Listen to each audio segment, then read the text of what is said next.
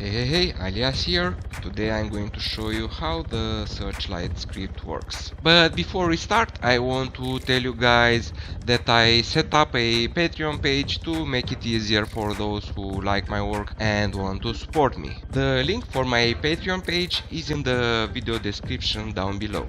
Regardless of that, I want you to know that I'll keep creating scripts for everyone to use as long as I have fun, I enjoy the process, and I have time, of course. With this out of the way, let's move on. This script was part of the same script as the flare fix, but I decided to release it as a standalone for the sake of simplicity.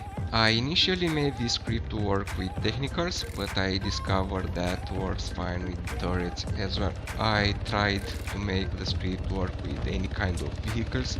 I started with the vanilla vehicles and did few tests with the cup vehicles as well. The end result is not perfect, but is good enough for me, because I tried to cover a large range of vehicles and is not optimized for any particular one. The Searchlight might look a bit off-center sometimes. I didn't have time to do extensive tests or test with other modes than Cup. If you have the time to do it, please let me know in the comments if you like the script and works fine for you. In this demo mission I used an off-road, a killing and a 50 cal turret.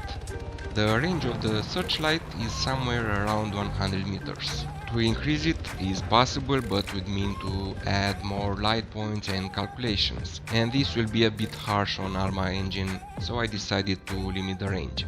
Have a look yourself on how the script works and let me know what you think in the comments.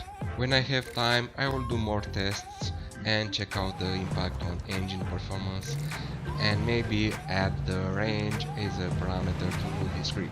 Until then, let's see how the current version works. To see how we can run the script, we open init Searchlight file. There are two ways to run it.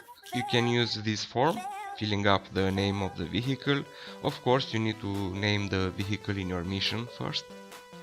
Or you can use the second form.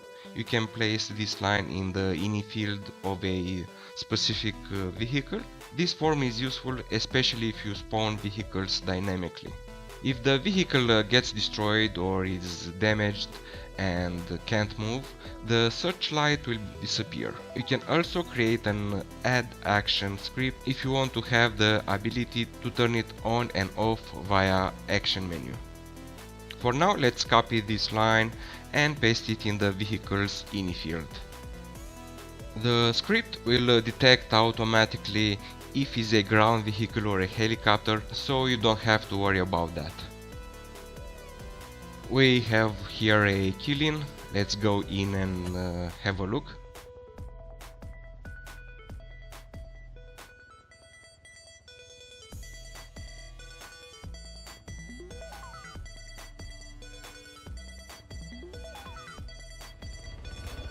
We also have an off-road. As you can see, the Searchlight points where you point the MG, even on the vertical axis. To keep in mind that ARMA engine has some problems rendering light sources if there are too many around. So you can use the Searchlight on how many vehicles you want, but don't place them too close to each other. I didn't test to see which is the limit, just test and see what works for you. And here we have a turret. Obviously this one doesn't need a Searchlight since it has a thermal scope, but could be useful for turrets from cup vehicles, for instance. For those of you who don't know about the community upgrade project mode, you can find the link in the video description.